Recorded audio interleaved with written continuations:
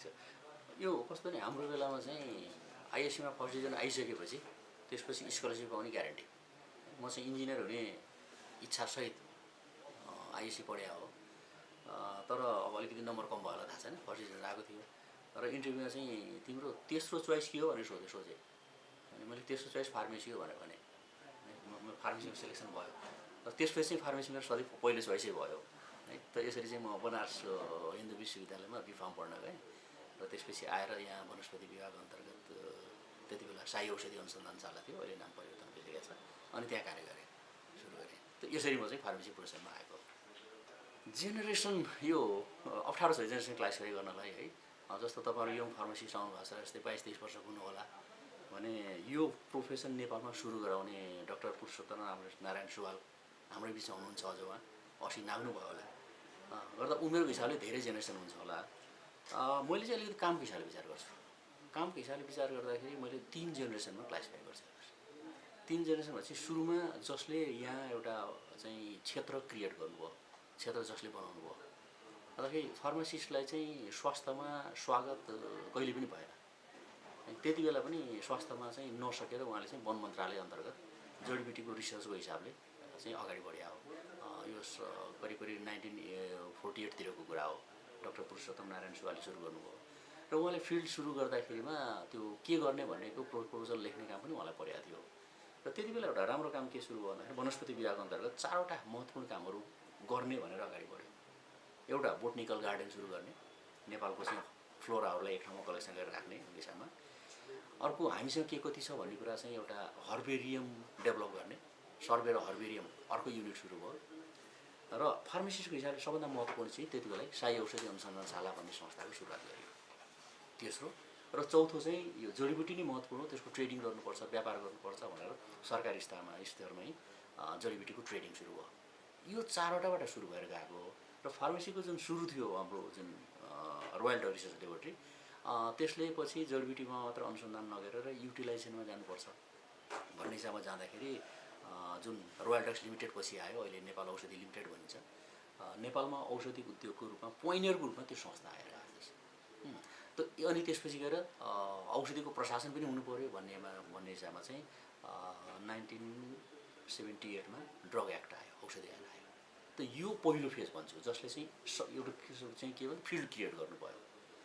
1980 भने सुरुदेखि 2000 करिब 1950देखि लिएर चाहिँ 1980सम्मको एउटा जेनेरेसन भन्छु मैले। अलिकति ओभरल्याप हुन्छ जेनेरेसन है। अब अर्को जेनेरेसन मैले मोटामोटी लिन्छु 1970देखि लिएर 2000सम्ममा। त्यो एरियामा चाहिँ के भने फार्मासिस्टको कन्ट्रिब्युसन फार्मास्युटिकल इन्डस्ट्रीमा नेपाललाई औद्योगिकरणतिर लैजानु पर्यो, नेपालमा औषधि उद्योग आउनु पर्यो भन्ने हिसाबमा औषधि उद्योगहरूको सुरुवात गरियो। र म चाहिँ त्यो जेनेरेसनमा पढ्छु। अनि त्यसमा हामीले सुरुमा चाहिँ अलिकति सङ्ख्यामा गयौँ, झन्डै हाटहुट गर्दा गर्दै 30-35वटा औषधि उद्योगहरू पनि पुगेका थिए। त्यति बेला सङ्ख्यामा गइयो र औषधि उद्योगको पनि एउटा फेज डेभलप गरियो र फार्मासिस्टले कन्ट्रिब्युट गर्ने एरिया त्यो भयो। त्यो दोस्रो फेज। अब तेस्रो फेज अहिले चाहिँ फार्मेसी प्र्याक्टिस। औषधि उद्योगै भनेको चाहिँ साँचो अर्थमा फार्मेसी प्र्याक्टिस होइन, त्यो एउटा उद्योगको कुरा हो। फार्मेसी प्र्याक्टिस भनेको जनतालाई नै फाइदा हुने, बिरामीलाई फाइदा हुने हिसाबले जानु पऱ्यो, हस्पिटल ओरिएन्टेड हुनु पऱ्यो। अनि त्यो फेज चाहिँ झन्डै 1990तिरबाट सुरु भयो र अहिले तपाईँहरू जुन जेनेरेसनमा हुनुहुन्छ अब भनेको चाहिँ हामी चाहिँ केयरमै जानु पऱ्यो, हामीले गरेको कामको फाइदा जनताले महसुस गर्नु पऱ्यो भन्ने यो चाहिँ तेस्रो जेनेरेसन भन्छु मैले। अब तेस्रो जेनेरेसन भनेको चाहिँ अब सुरुवात छ।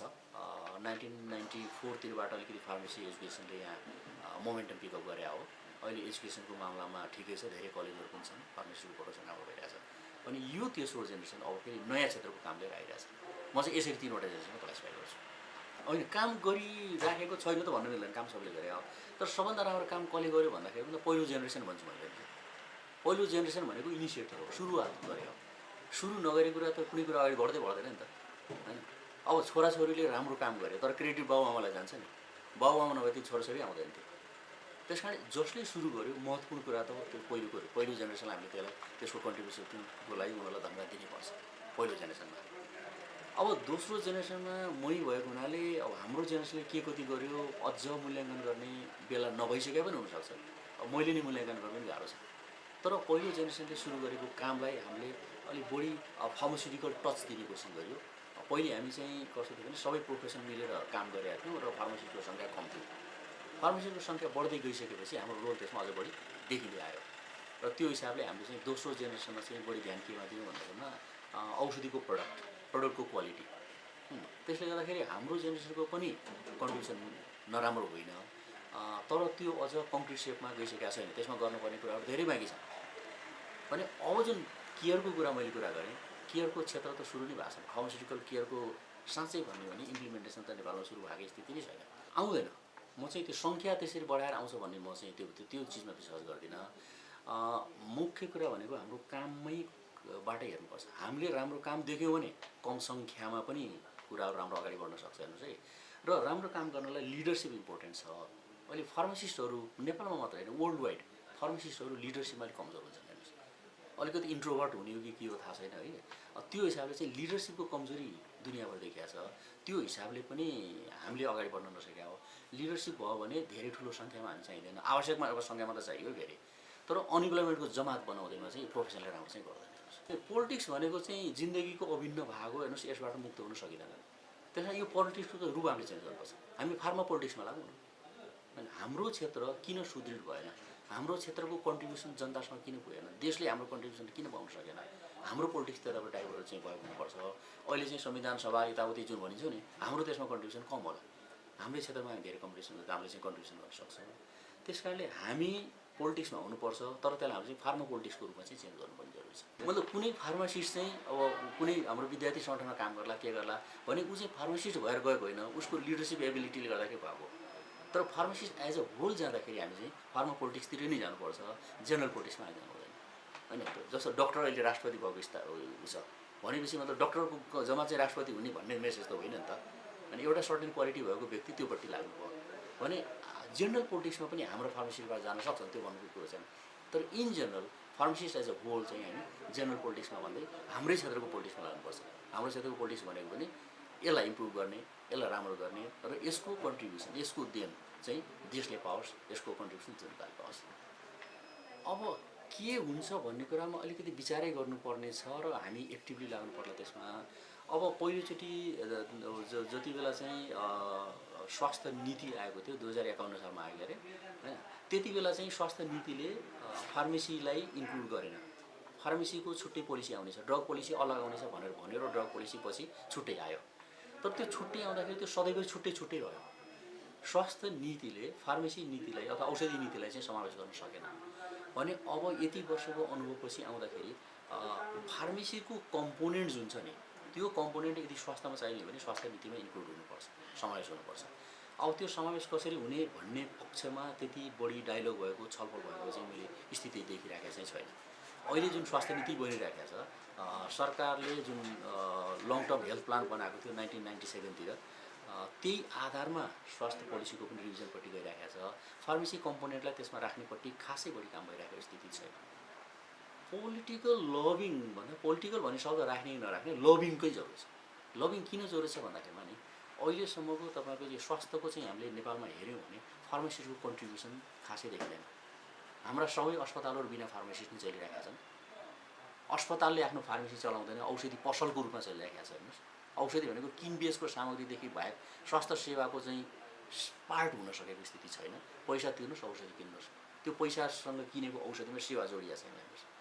त्यो पार्टले गर्दाखेरि हामीलाई समस्या क्रिएट भइरहेको छ हेर्नुहोस्। मैले कन्ट्रिब्युसन भनेको अब जेनरल छलफलपट्टि गइरहेको छ। जस्तो अहिले जुन हेल्थ पोलिसीको चाहिँ हामी संशोधनको कुरा गरिरहेका छौँ नि, अहिले खासै कङ्क्रिट काम नभएर अहिले चाहिँ यति बेला राय सङ्कलन जस्तो स्थिति छ।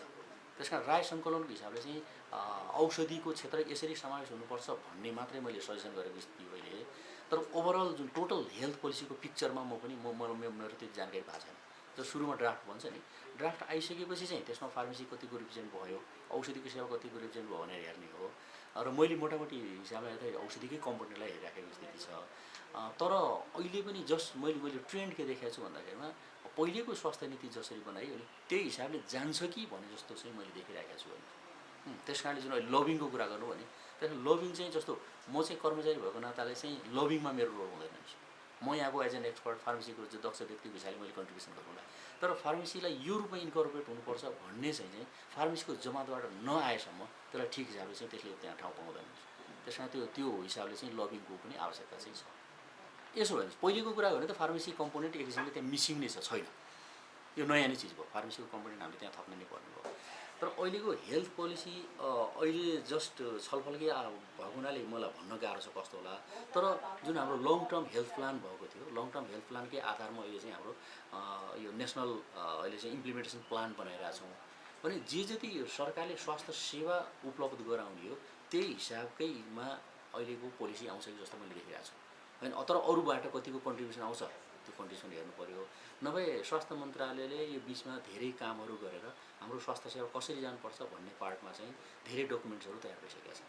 त्यो डकुमेन्टको आधारमै स्वास्थ्य नीति बन्छ कि जस्तो मलाई लाग्छ। बाहिरबाट चाहिँ एकदम सब्सटेन्सियल अरू इनपुट नआएसम्म। त्यस कारणले हामीले फार्मेसीको सेक्टरमा त्यो इनपुट दिन सक्यौँ भने त्यो अहिलेको स्वास्थ्य नीतिमा चाहिँ इन्कर्पोरेट हुन्छ। दिन सकेनौँ भने फेरि पनि फार्मेसी सेवा भनेको हाम्रो हेल्थ पोलिसीदेखि बाहिर नै रहनु पर्ने सिचुएसन छ।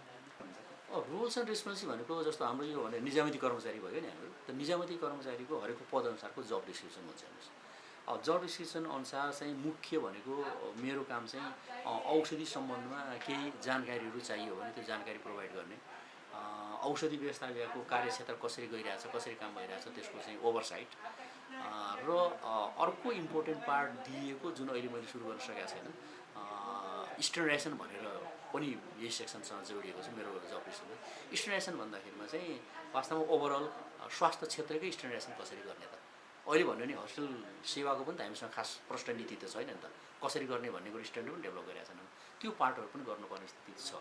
तर समस्या के भयो भन्दाखेरिमा राष्ट्रिय औषधि नीतिले भनेअनुसारको फार्मास्युटिकल इकाइ सुरु गर्नुपर्ने थियो, मन्त्रालयले सुरु त गरियो, तर यो सेक्सनलाई स्ट्रेन्थन गरेको स्थिति छैन।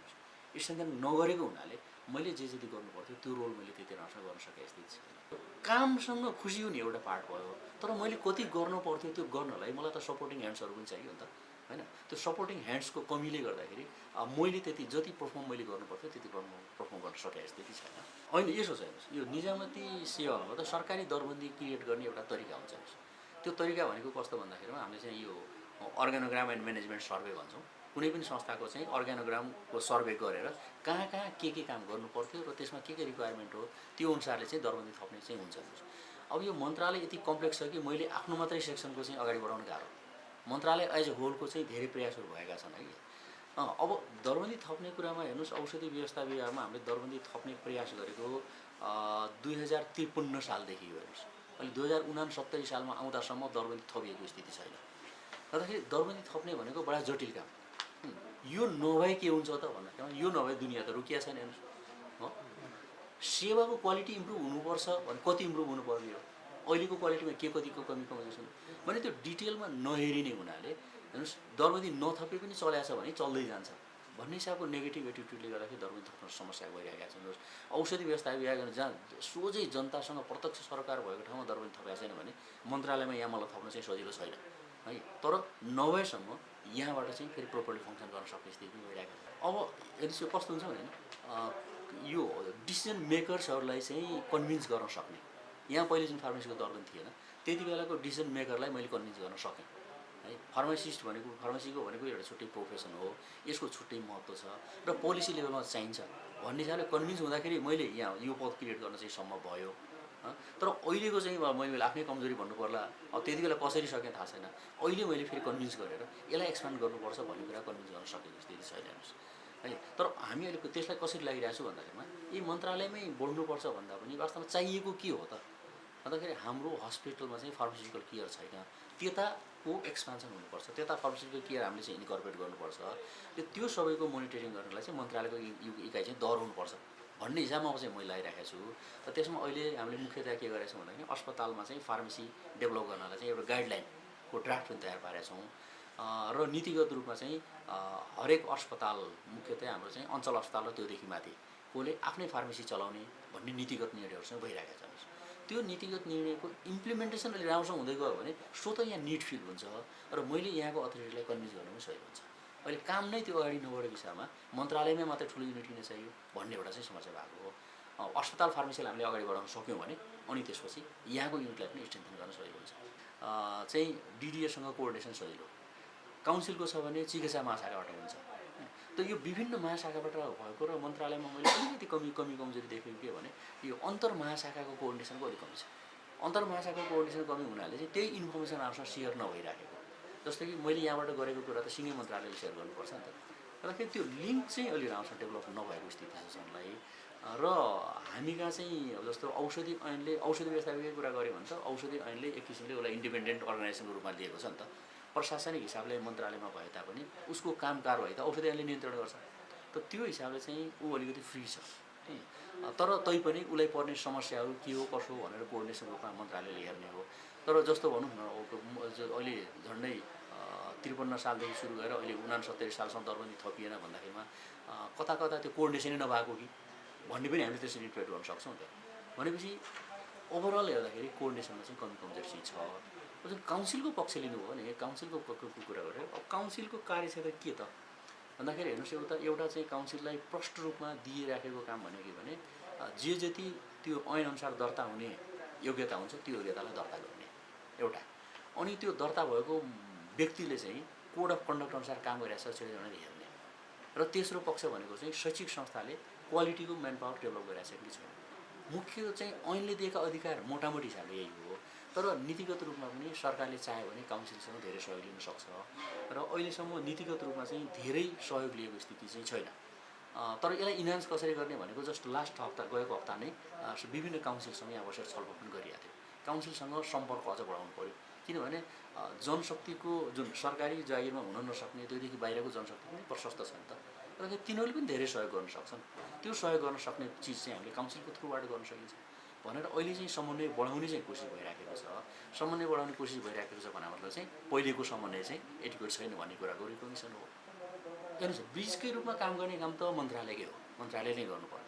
तर कहिलेकाहीँ इनिसिएटिभ कसले लिने भन्ने पक्षमा चाहिँ अरूले लिएला भनेर बस्नु हुँदैन। जो छ उसले चाहिँ आफ्नो इनिसिएटिभ लिइहाल्नुपर्छ है। जस्तो कि यहाँ बसेर पनि मैले विभिन्न काममा मेरो क्षेत्रदेखि बाहिर काम पनि इनिसिएटिभ लिइराखेको हुन्छु, त्यो काम त अरूले गर्ने हो।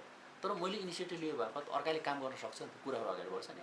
त्यस कारणले ब्रिज डेफिनेटली मन्त्रालय हो, नियम कानुन यताउति अनुसार पनि, र प्रशासनिक रूपमा पनि मन्त्रालयले नै ब्रिज गर्नुपर्छ। तर मन्त्रालयबाट यदि त्यो लेभलमा कोअर्डिनेसन भएन भने विभाग पनि अगाडि आउनुपर्छ, काउन्सिल पनि अगाडि आउनुपर्छ। किनभने मन्त्रालय भन्ने बित्तिकै हेर्नुहोस् यहाँ कस्तो नि सिङ्गल पर्सन हुँदैन कि। हेर्नुहोस्, लिडरसिप लिएको सचिवले लिइरहेको हुन्छ, तर सचिवलाई सबै काम हेर्ने फुर्सद हुँदैन। भने सचिवदेखि तल हामीहरू जो छौँ हामीले हो त्यस्तो कोअर्डिनेसन गर्नुपर्ने, र हामीले गरेको कोअर्डिनेसन विभिन्न एरियाको अलग अलग हुनसक्ला होइन। त्यसले गर्दाखेरि जस्तो डिडिएले भनौँ न कुनै काममा चाहिँ मलाई समन्वय गर्नु मसँग सम्पर्क राख्नु पर्ला भने कुनै चिजमा चाहिँ चिकित्सा महाशाखा समन्वय गर्नुपर्छ, कुनै चिजमा चाहिँ पोलिसी डिभिजनसँग समन्वय गर्नुपर्छ। त्यसले गर्दाखेरि कहीँबाट कोअर्डिनेसन भएन भने मन्त्रालय एज ए होलबाट कोअर्डिनेसन भएन भनेर चुप लाग्नु चाहिँ हुँदैन जस्तो लाग्छ। डिटिएमा चाहिँ अब कस्तो थियो भन्दाखेरि भने धेरै गर्नुपर्ने कामहरू छन्। धेरै गर्नुपर्ने काम हुँदाखेरि जस्तो म डिडिएमा हुँदाखेरि पनि म चाहिँ बिचबिचमा अत्तालिन्थेँ, किन भन्दाखेरिमा समय थोरै मान्छे थोरै तर गर्नुपर्ने काम धेरै। त्यस कारण जे जति हुनसक्छ गर्ने कोसिस गरे अब मलाई लाग्छ कि अहिलेको महानिर्देशकले पनि त्यो प्रयास गर्नुभएको होला। तर बाहिरबाट हेर्दाखेरि हामी के देख्छौँ भन्दाखेरिमा भएका भन्दा नभएका कामहरू धेरै देख्छौँ। म त्यहाँ हुँदाखेरि पनि अरूले त्यही देखाइ हुनुपर्छ, यत्रो धेरै काम गर्नुपर्थ्यो भएको छैन। जस्तो बजार व्यवस्थित छैन भन्ने कुरा म हुँदा पनि बजार व्यवस्थित थिएन भन्दाखेरि कोसिस त गरिराख्यो नि। त्यस कारणले बाहिरबाट हेर्दाखेरि राम्रो काम भएको भन्दा नभएका कामहरू धेरै देखिन्छ। हेर्नुहोस्, त्यस कारण मन्त्रालयबाट म हेर्दाखेरि पनि अहिले डिडिएले गर्नुपर्ने काम धेरै थियो, नगरेको जस्तो मलाई लाग्छ। तर त्यहाँभित्र कामहरू धेरै भएका हुनसक्छन्। हेर्नुहोस् है, अब नभएकामा मलाई लागिरहेको छ भन्दाखेरि बजार अति विकृत छ। बजार विकृत भनेको एउटा दर्ता भएका पसलहरू चलिरहेका छन्, दर्ता नभएका पनि त्यति चलिरहेका छन्।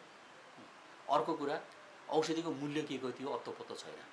बिचमा जुन बोनसहरू जाने कुरा छ नि, त्यसले गर्दाखेरि उद्योगले पनि एकदम सस्तामा औषधि बेचिराखेको स्थिति र किन्नेले चाहिँ अति नै महँगो औषधि किनिराखेको। अझ पनि विश्वमा सबभन्दा सस्तो औषधि नेपालमै छ भनेर हाम्रो उद्योगपतिले बोल्नुहुन्छ। मलाई लाग्छ कि उहाँले जुन रेटमा आफ्नो फ्याक्ट्रीबाट बेच्नु भएको छ त्यो रेट हेरेर बोलिराखेको होला, तर जनताले त महँगोमा औषधि किनिराखेको छ। अनि यस्ता विकृतिहरू बजार प्रमोसन हेर्नुहोस्, बजार प्रमोसन पनि त्यत्तिकै नराम्रो भइराखेको छ। हामीले इथिकल गाइडलाइन जुन लिएको त्यो इम्प्लिमेन्टेसन भएन। तर यसरी विभिन्न पक्षमा हुनुपर्ने भएको कामहरू नभएको स्थिति चाहिँ मैले देखा पर्छ। तर डिडिएको आफ्नो लिमिटेसन छ, यति थोरै जनशक्ति छ कि अब हामीले एक्सपेक्टेसन धेरै गर्छौँ, हामीले आश धेरै गर्छौँ, तर गर्न सक्ने स्थिति रहेको हुँदैन। त्यसले गर्दाखेरि म पनि त्यही ठाउँमा बसेँ भने मलाई पनि दुई गाह्रो हुन्थ्यो होला, तर बाहिर बसेर हेर्दाखेरि चाहिँ अब पर्फर्मेन्स चाहिँ त्यति भएको होइन जस्तो चाहिँ मलाई लाग्छ। च्यालेन्जेस हेर्नु सुरुमा चाहिँ च्यालेन्ज रहेन हामीलाई चाहिँ सुरुमा चाहिँ के थियो भन्दाखेरिमा हामी स्वास्थ्यको अङ्गै थिएनौँ है हामी चाहिँ वन मन्त्रालय अन्तर्गत थियौँ वन मन्त्रालय अन्तर्गत फार्मेसीले च्यालेन्ज केही पनि थिएन हामी के हुन्थ्यौँ त्यहाँ टिममा काम गर्थ्यौँ हाम्रो टिममा सङ्ख्यामा हेर्दाखेरि केमिस्टहरू भयो बोटनिस्टहरू फार्मासिस्टहरू हामीहरू सब मिलेर आफ्नो आफ्नो क्षेत्रबाट के कन्ट्रिब्युसन गर्छौँ भनेर हामी टिममा काम गर्थ्यौँ त त्यसरी काम गर्दाखेरि त्यो त्यति बेला चाहिँ च्यालेन्ज भएन च्यालेन्जको सुरुवात कब भयो भने जब हामी इन्डस्ट्रियलाइजेसनपट्टि जायौँ औषधि उद्योगहरू स्थापना हुन थाल्यो है त्यसमा च्यालेन्ज के आयो त क्वालिटीको कसरी हामीले प्रडक्टको क्वालिटी मोनिटर गर्ने गर्दाखेरि त्यो च्यालेन्जलाई हामीले चाहिँ के गर्यौँ हामी चाहिँ जिएमपीको सर्टेन लेभलमा जानै पर्छ है भनेपछि डब्ल्युएचओ जिएमपी लागू गर्यो अब डब्ल्युएचओ जिएमपी लागू गर्दा च्यालेन्ज के थियो त भन्दाखेरि जुन पुरानो हिसाबले नै चलिराखेका थिए नि उनीहरूले यो क्वालिटी प्यारामिटर आउन त गाह्रो भयो नि त लगानी बढ्ने भयो टेक्निकल म्यान पावर त्यतिकै चाहिने भयो बुद्धि खेलाउनु पऱ्यो मेहनत गर्नु पऱ्यो अनि यो बेकारमा किन भन्दाखेरिमा अलिकति त्यो रेजिस्टेन्स थियो हेर्नुहोस् त्यो रेजिस्टेन्सलाई हामीले बडा मेहनत गरेर उहाँलाई कन्भिन्स गरेर अगाडि बढ्यौँ र अहिले डब्ल्युएचओ जिएमपी लेभलमा जुन जाने भन्ने त्यति बेलाको निर्णय थियो त्यसमा आजका दिनमा सबै खुसी भएको देखिन्छ हेर्नुहोस् त त्यसरी हामीले चाहिँ बडा पेसेन्सका साथै धैर्यताका साथ गरेर सजिलो चाहिँ सजिलो थिएन हामीले झन्डै 2050 सालदेखिबाट डब्ल्युएचओ जिएमपीको कुरा गरेको र आज 2069 सालमा आउँदाखेरि पनि हामीले भनेको लेभलमा पुगिसकेका छैनौँ अझ हामी गर्दैछौँ त यसरी ग्रेजुअली हामी गऱ्यौँ एउटा च्यालेन्ज चाहिँ हामीले त्यसरी ट्याकल गऱ्यौँ अर्को चाहिँ फार्मासिस्ट पुगेन भने चाहिँ फार्मेसी एजुकेसन सुरु गर्नुपर्छ भनेर त्यसमा च्यालेन्ज के भयो भन्दाखेरिमा बजार के हो त किनभने औषधिलाई त हेर्नुहोस् कसैले पनि प्रोफेसनल सर्भिसको रूपमा लिएको स्थिति होइन बिक्री वितरण पैसा लिएर नाम लेखेको चिज बेच्न चले पनि सक्छ भने यसरी सोझै औषधि बेच्नको लागि चाहिँ अब माथिल्लो लेभलको जनशक्ति किन चाहियो अरू ठाउँमा फार्मेसीको काम के हो भन्दाखेरि फार्मेसी एजुकेसन सुरु गर्न हामीलाई चाहिँ सजिलो थिएन हाम्रो प्रयास चाहिँ सुरुमा चाहिँ अलि सर्वसाधारणलाई पनि एफोर्डेबल हुने हुनाले इन्स्टिट्युट अफ मेडिसिनमै सुरु गर्नुपर्छ भनेर हामीले इन्स्टिट्युट अफ मेडिसिनमा ट्राई गरेको अब तर त्यो इन्स्टिट्युट मेडिसिन हाम्रो चाहिँ अब त्रिभुवन विश्वविद्यालय भनेको यति ठुलो संस्था हो कि काम सजिलै गरौँ त्यहाँ अप्ठ्यारो छ नि धेरै किसिमको चाहिँ समस्याहरू छन् ब्युरोक्रेटिक हर्डलहरू धेरै छन् अनि त्यहाँ सुरु गर्न नसकेपछि हामी चाहिँ काठमाडौँ युनिभर्सिटीतिर ट्राई गरियो र काठमाडौँ युनिभर्सिटीमा हामीले 1994बाट फार्मेसी एजुकेसन सुरु गरियो त्यसपछि सायद पोखरा युनिभर्सिटीले सुरु गरे हो क्यारे अनि त्यसपछि फेरि आइयुएममा पनि सुरु भयो त फार्मेसी एजुकेसन सुरु गर्नलाई हामीलाई सुरुमा निकै च्यालेन्ज थियो किनभने यो जनशक्ति कहाँ जान्छ त भन्ने कुरामा प्रश्न भएन त्यसलाई पनि हामीले काउन्टरएक्ट कसरी गऱ्यौँ भन्दाखेरिमा त्यति बेला स्वास्थ्य मन्त्रालयबाट बडा राम्रो एप्रोच रह्यो र यो फार्मेसीलाई हेल्थ केयर प्रोफेसनमा चाहिँ जोड्नुपर्छ हेल्थ केयरको टिममा राख्नुपर्छ भन्ने कुरा भयो 2003मा एउटा चाहिँ हेल्थ म्यान पावरको स्ट्रेटेजी डेभलप भएको छ त्यसमा फार्मासिस्टको रोल र फार्मासिस्टको आवश्यकताको सङ्ख्या बडा राम्रोसँग लेखिया छ त्यो भएको हुनाले हामीलाई फार्मेसी एजुकेसनमा जान सजिलो भयो र अर्को च्यालेन्ज के थियो भन्दाखेरिमा एकैचोटि हामी चाहिँ ब्याचलर्स लेभलको फार्मेसी जहाँ चाहिँ इम्प्लोय गर्न सकिँदैन हेर्नुहोस् गर्दाखेरि हामीलाई चाहिँ डिप्लोमा लेभलको पनि रिक्वायरमेन्ट आवश्यकता तर डिप्लोमा लेभलको चाहिँ अहिलेसम्मको हाम्रो सोच के हुन्छ त्यो मिडल लेभल म्यान पावर हो उसको भविष्यलाई कसैले विचार गरेको छैन ऊ चाहिँ काम गर्ने व्यक्ति हो काम गरिदिन्छ होइन तर उसको क्यारियर के हुन्छ त भन्ने थाहा छैन हामी त्यति बेलादेखि हामी स्वास्थ्य मन्त्रालयमै त्यति बेला सबै भएका युनिभर्सिटीको प्रतिनिधिहरू कोही भिसी नै आउनुभएको थियो कुनै रेजिस्ट्रार आउनुभएको थियो कुनै डिनहरू आउनुभएको थियो उहाँसँग सब छलफल गरेर हामीले के भन्यो भन्दाखेरि हामी यदि डिप्लोमा फार्मेसीको पढाइ सुरु गर्छौँ भने यो चाहिँ एकाडेमिक सरह हुनुपर्छ एकाडेमिक हुनुपर्छ भन्नु पाइएन किनभने सिटिबिटी अन्तर्गत चल्ने कोर्स हो तर त्यो पढेको मान्छेले ब्याचलर फार्मेसी पढ्नलाई पाउनुपर्छ है भनेर हामी सुरुदेखि नै त्यो अपर्च्युनिटी क्रिएट गरेर अगाडि बढ्यौँ त्यसले गर्दाखेरि हामीलाई चाहिँ डिप्लोमा लेभलको फार्मेसी अगाडि बढाउनु पनि सजिलो भयो अनि ब्याचलर्स लेभल पढाउनु पनि सजिलो भयो त्यो किन भन्दाखेरिमा त्यसपछि हामीले पोलिसी त्यति बेला के डिसाइड गऱ्यौँ अनि अब नयाँ खुल्ने औषधि पसलहरू नयाँ खुल्ने फार्मेसीहरू चाहिँ अब हामीले ब्याचलर फार्मेसी अथवा डिप्लोमा इन फार्मेसीले इन्भल्भ गराउँछौँ नयाँ ट्रेनिङहरू सुरु गर्दैनौँ यो सब डिसिजन लिने काम सजिलो थिएन तर त्यति बेला पोलिटिकल कमिटमेन्ट देखिएको हुनाले यो डिसिजनहरू लिन सकियो र त्यही अनुसारले अगाडि बढ्यौँ अब समस्या के हो जब इम्प्लिमेन्टेसनको फेज आयो नि त्यति बेला चाहिँ पोलिटिकल कमिटमेन्ट देखा परेको छैन र यति बेला फेरि पोलिटिकल कमिटमेन्ट भनेर फेरि परिभाषित गर्न पनि बढा गयो देशमा संविधानै नभएको स्थिति होइन थाई सरकारै नभएको स्थिति भएको हिसाबले चाहिँ पोलिटिकल कमिटमेन्ट हामीले कहाँ खोज्ने हो यति बेला त्यो अन्यलले गर्दाखेरि जे जति त्यति बेला डिसिजन भएको थियो त्यो डिसिजनलाई लागू गर्ने फेजमा तपाईँले पनि धेरै कमजोरी देख्नुहुन्छ होला जुन अहिले अनइम्प्लोइड भन्नुभयो नि अनइम्प्लोइड भनेको ठाउँ नभएर अनइम्प्लोइड भएको होइन नि त त्यो ठाउँमा काम गर्ने वातावरण भएन नि त्यसले गर्दाखेरि अहिले समस्या सोचिरहनुहोस् यस्ता च्यालेन्जहरूलाई हामीले ह्यान्डल गरियो अबको च्यालेन्ज भनेको फेरि तपाईँहरूको जेनेरेसनमा आउने च्यालेन्ज कसरी यो जनशक्तिलाई अब काममा लगाउने काममा लगाएर हाम्रो हेल्थ सर्भिसलाई बेटर बनाउने अब यो च्यालेन्ज चाहिँ अबको चाहिँ टड्कारो छ। म चाहिँ यङ फार्मासिस्टको लिडरै भएर निस्कन्थेँ होला। अहिले हामी बडा इन्डिभिजुअल छौँ हेर्नुहोस्, इन्डिभिजुअल जस्तो एकजनाले अहिले राम्रो जब पायो भने उसले बाँकी फार्मासिस्टलाई विचार नगरेर आफू त्यही जबमा सन्तुष्ट भएर बसिरहेको हुन्छ हो। त्यो यसरी एउटाको राम्रो जब कति कहाँ क्रिएट हुन्छ। इन जेनरल क्रिएट गर्नु त हामी पोलिसी लेभलबाट कुरा गरेर अगाडि बढ्नु पऱ्यो होइन। जस्तो भनौँ न कुनै मान्छे चाहिँ अहिले हस्टेल फार्मेसीमा पढेर आयो राम्रोसँग र कुनै हस्टेलले उसलाई चाहिँ वेलकम गरेर राम्रोसँग उसले त्यो काम पायो भने ऊ त्यो हस्टेलमा मस्त भएर बसिरहेको हुन्छ। बाँकी हस्टेलमा त त्यो सेवा त जानु सकेन भने बाँकी अस्पतालमा पनि त्यही हिसाबको सेवा गएन, सबैले अपर्च्युनिटी पाउने हो। त्यसले गर्दाखेरि अहिले जुन हामी इन्डिभिजुअल हिसाबमा गइराखेका छौँ, जो पीडित छ जसले जब पाइरहेको छैन अथवा जब नपाएको ग्रुप बनाएर चाहिँ अहिले होल्ला गरौँला अथवा जब क्रिएट गर्नुपर्छ भनौँला, तर त्यसमध्ये एउटाले जब पायो भने आफ्नो जबमा सन्तुष्ट हुने, बाँकी जब नपाएकोलाई साथ नदिने। गर्दाखेरि एउटा अर्गनाइजेसन चाहिँ दोहोरो बनाउनु पर्छ जस्तो मलाई लाग्छ है। म चाहिँ त्यसको सायद लिडर हुन्थेँ होला। अहिले म त्यो यङ हुँदैको भए र त्यो तगडा लिडरको त्यसमा भिजन पनि एउटा राखेर हामी एज अ होल फार्मेसी प्रोफेसनलाई कसरी अगाडि बढाउँछ त। आफूलाई मात्र सोचेर भएन नि त, इन जेनरल भएका फार्मेसीको बारेमा सोच्नु पऱ्यो। त यसरी जान्थेँ होला जस्तो मलाई लाग्छ, थाहा छैन। अब कनेक्सन थियो अहिले मैले ठ्याक्कै अगाडि भनेको कुरै भयो। उसले त्यो हिसाबको लिडरसिप क्यापेबिलिटी देखाउँछ जस्तो भन्छ लाग्यो भने चाहिँ मैले उसलाई चाहिँ फार्मेसी पढ्न इन्करेज गर्छु। तर जस्ट एज अ प्रोफेसन एउटा प्रोफेसन समात्न पर्ने हो भने फार्मेसीमै आऊ भनेर प्रोफेसनको लागि चाहिँ मैले उसलाई इन्करेज गर्दिनँ। उसले फार्मेसी क्षेत्रको लिडर भएर यो प्रोफेसनलाई नै अगाडि बढाउँछु भन्ने कमिटमेन्ट पनि मैले उसमा देखेँ र त्यसलाई ड्राइभ गर्ने पनि उसमा जिल हुन्छ नि, त्यो देखा पऱ्यो भने चाहिँ मैले डेफिनेटली इन्करेज गर्छु। अनि यसो भयो त्यो हामीले सुरुवात कसरी गर्यो वास्तवमा त्यो जुन नेपाल फार्मेसी काउन्सिलले गर्यो नि त्यो पनि औषधि व्यवस्था विभागले गर्नलाई एसाइनमेन्ट दिएको हो है। अब अहिले तपाईँले औषधि ऐन के अब नेपाल फार्मेसी काउन्सिल ऐन हेर्नुभयो भने फार्मेसी प्रोफेसनले जे गर्नुपर्छ त्योदेखि बाहेकको काम मात्रै त्यहाँ परिभाषित छैन है। रियल फार्मेसी प्रोफेसन त्यसमा इन्क्लुडै भइरहेको स्थिति छैन, त्यो संशोधन गर्ने काम बाँकी नै छैन। त्यसलाई ट्र्याकमा ल्याउँदै जाउँ भन्ने हिसाबले डिडिएले त्यो काम दिएको थियो र त्यति बेला दिँदाखेरि हामीले इम्फेसाइज गरेको केमा भन्दाखेरिमा फार्मेसी एजुकेसनलाई इम्फेसाइज गरेको, फार्मेसी एजुकेसन अगाडि बढ्नुपर्छ भनेर गरे। फार्मेसी एजुकेसन बढाउनुको लागि जब अपर्च्युनिटी के छ त भन्दाखेरिमा त्यति बेलै अब नयाँ फार्मेसीहरूमा चाहिँ फार्मेसी इन्भल्भ हुँदै जान्छन् भनेर भन्यो र त्यति बेला अहिलेको जस्तो स्वाटसुटी फार्मेसी कलेज आउला भन्ने पनि एक्सपेक्टेसन थिएन। हामीले के सोचेका थियौँ त्यति बेला भन्दाखेरिमा 4वटा 5वटा चाहिँ फार्मेसी कलेज हुन्छ ग्रेजुएट लेभलमा र डिप्लोमा लेभलमा चाहिँ 8-10वटा हुन्छ भने त्यो भयो भने त गाउँ पुग्नु त कति वर्ष लाग्छ त भन्ने हिसाबको एक्सट्रापोलेसन हो। तर अहिले जुन किसिमले फार्मेसीको चाहिँ फार्मेसी कलेजहरूको सङ्ख्या बढ्यो, फार्मेसिस्टको प्रोडक्सन बढ्यो नि त्यसले गर्दाखेरि त्यति लामो ड्युरेसन सक्छ त्यो जाँदैन। त्यसले गर्दाखेरि त्यति बेला फार्मेसी एजुकेसनलाई उत्साह गर्ने हिसाबले चाहिँ बनाइदिया हो है। त्यो 50 वर्ष लाग्ने भन्ने भएन, त्यो 50 वर्षमा जुन हिसाबले चाहिँ प्रोडक्सन बढ्यो नि अब त्यो त अहिले त्यो हिसाबले गर्दाखेरि 15 वर्षमा झऱ्यो होला। अहिले पनि हामी त्यसलाई फेरि अहिलेको प्रोडक्सनको रेटसँग हेऱ्यौँ भने 15 वर्षतिर झर्छ होला। त्यस कारणले त्यति बेला जुन कल्पना गरिएको थियो नि त्यो त कल्पना हो नि त, यसो होला है भनेर भने अहिले हामीसँग फ्याक्ट एन्ड फिगर छ।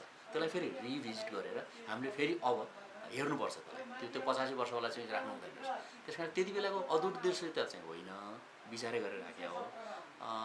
तर त्यसलाई हामीले चाहिँ के भने स्पिड अप गऱ्यौँ, फार्मेसीको जनशक्ति बढ्यो। तर खै त काममा लगाएको खोइ फेरि पनि कुराहरू चाहिँ आउँछ त्यही होइन। काम चाहिँ गरिराखेको स्थिति हो हेर्नुहोस्। अब विकनेसहरू चाहिँ के छ भन्दाखेरिमा हामी इन्डिभिजुअली हेर्नु संस्थागत रूपमै हामीले हेर्नुपर्छ है। यदि तपाईँ चाहिँ अहिले यस्तो स्वास्थ्य सरकारको कुरा गर्नु छ नि, सरकार भनेको यो क्षेत्रले स्वास्थ्य तथा जनसङ्ख्या मन्त्रालय, त्यसपछि औषधि व्यवस्था विभाग है। औषधि तर सेवाको पार्ट हेर्ने को त अझ पनि सेवाको पार्ट मन्त्रालय भनेको नीतिगत रूपमा काम गर्ने हो भन्दाखेरिमा फार्मेसी सेक्टरको सेवाको हिसाबले हेर्ने अर्गनाइजेसनै अगाडि आएको छैन है। त्यो जम्मै के हो भने यो लेभलमा जनशक्तिहरू जति चाहिन्छ त्यति हामीले जनशक्ति इम्प्लोय गरेनौँ। त्यसमा सरकारपट्टिको कमजोरी जति छन् भएकाले काम ठिक गरे होला नि, तर काम यति धेरै छ कि त्यहाँ भएका सङ्ख्याले काम गर्न पुग्दैन। त्यस कारण यता सरकार पक्षमा हेर्दाखेरि त मैले सारा समस्या देख्छु जनशक्तिसँगै चाहिने मात्रामा हामीले इम्प्लोइमेन्ट नदिएको हुनाले सरकारले गर्नुपर्ने यो क्षेत्रको काम गर्न सकेको छैन यतापट्टि भयो। अब रह्यो काउन्सिलको कुरा हेर्नुहोस्, काउन्सिलले जे जति प्राइमरी रेस्पोन्सिबिलिटी गर्नुपर्ने हो त्यो काउन्सिलले गरिराखेको मैले देख्छु है। किन उसको मेन चिज भनेको चाहिँ आएका ग्रेजुएट्सहरूको दर्ता, आएका डिप्लोमा होल्डर्सहरूको दर्ता हो र त्यसपछि शैक्षिक संस्थाहरूको अनुगमन त्यो पनि भइरहेको छ। अब त्योदेखि बढी गर्ने भनेको चाहिँ प्रोएक्टिभ भएर गर्ने हो र प्रोएक्टिभ भएर गर्ने काम भनेको जहिले पनि लिडरसिपमा भर पर्छ। मिनिमम गर्नुपर्ने काम चाहिँ मलाई लाग्छ काउन्सिलले गरिराखेको छ, नगरेको स्थिति छैन। तर काउन्सिल यो क्षेत्र अझ पनि पछाडि परिराखेको हुनाले यसलाई मेन स्ट्रिमिङ गर्ने, मूलधारमा ल्याउनलाई कसरी गर्नुपर्छ त भनेर फार्मेसीको रोल हुन्थ्यो होला र त्यसमा चाहिँ लिडरसिपको ठुलो रोल रहन्छ। र अहिले भएका एक्टिभिटिज हेर्दाखेरि मलाई लाग्छ कि अहिले त्यो गर्ने पनि टेन्डेन्सी देखा परेको छ। तर के कसो भइरहेछ त्यसको चाहिँ म डिटेलमा जानकारी चाहिँ छैन काउन्सिलको कुरा। अब त्यसपछि शैक्षिक संस्थामा चाहिँ समस्या के छ? फ्याकल्टीको प्रब्लम हेर्नुहोस्। शैक्षिक संस्थाहरू वारवारती आए होइन, तर टिचरहरू प्रड्युस गर्ने त हामीसँग कुनै प्लान थिएन। टिचरहरू बिना गुरु शिक्षा कहाँबाट आउने त? गर्दाखेरि सङ्ख्या जरुरतभन्दा बढी भएको हुनाले अहिले शैक्षिक संस्थाहरू कमजोर भएका छन्। र शैक्षिक संस्था सबैमा त नहोला, तर कतिपय शैक्षिक संस्थाहरू चाहिँ के भने इन्भेस्टमेन्टको हिसाबले आएको हेर्नुहोस्। कुनै व्यापार अथवा कुनै चाहिँ उद्योग गर्नु थियो, त्यसमध्येको उनीहरूले सेलेक्सन गरे।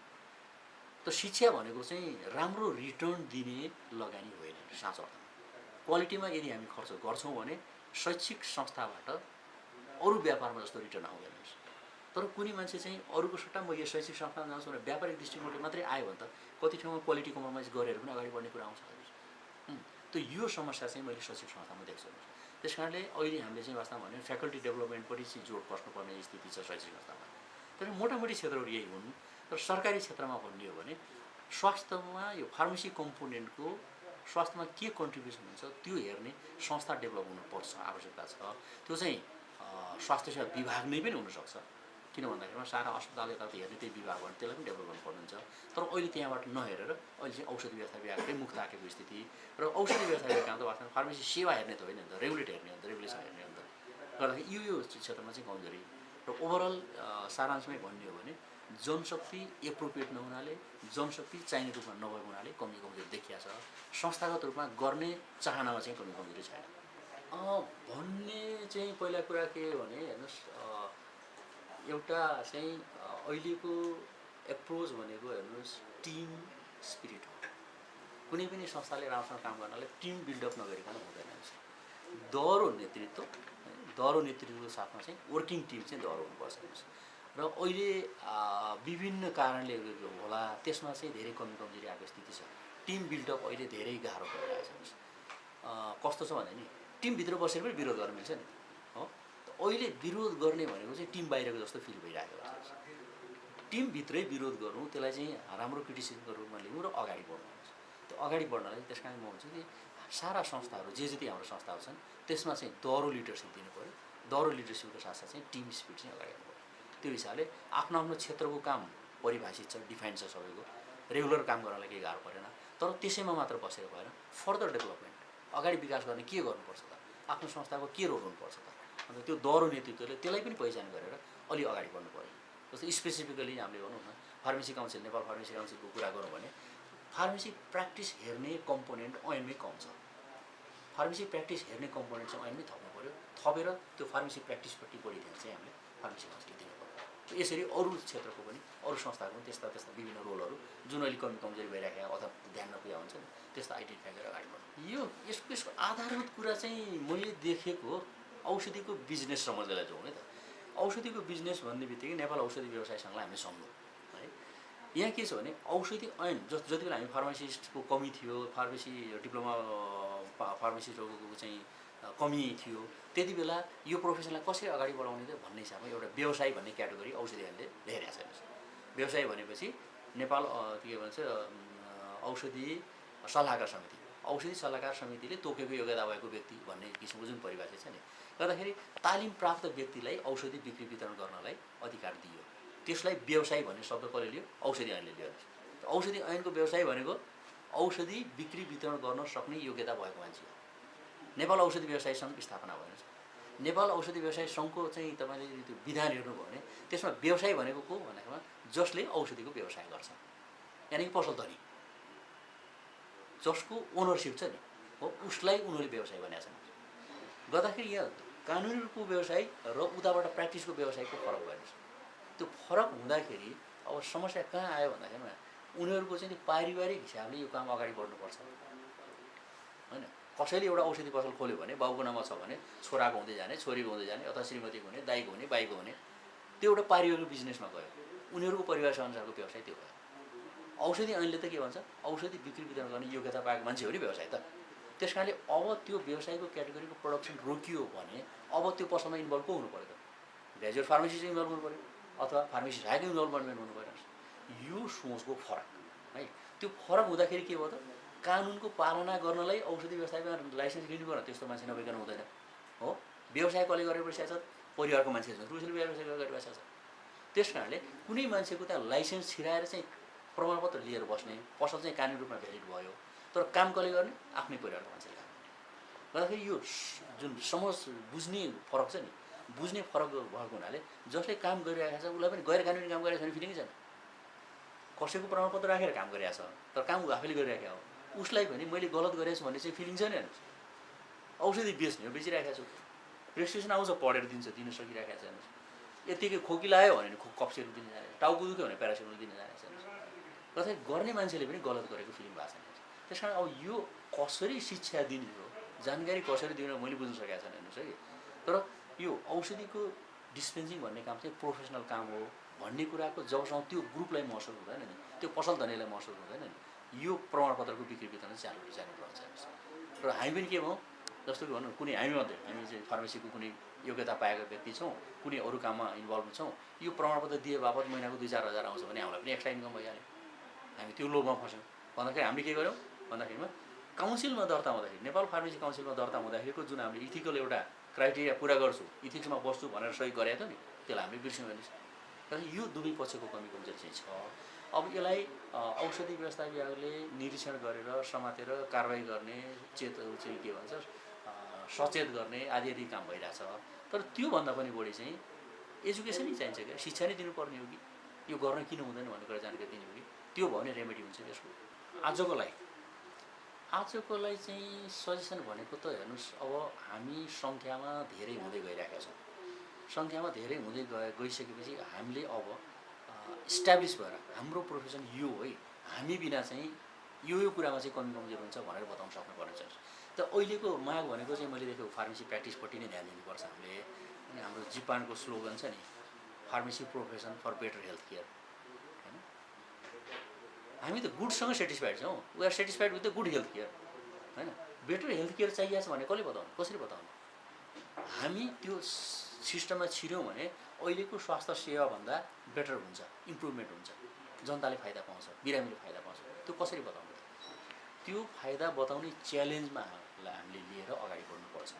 त्यसपछि मात्रै हाम्रो फिल्ड पनि क्रिएट हुन्छ र हामी चाहिँ समाजको लागि पनि केही हो भन्ने हुन्छ। अहिलेसम्म साँचो अर्थ भने नि कम्युनिटीले हामीलाई चिनेको छैन। फार्मासिस्ट भए पनि ठिक छ, नभए पनि ठिक छ, भयो भने के हो यो मान्छे थाहा छैन, बुझ्दैन उनीहरू भने।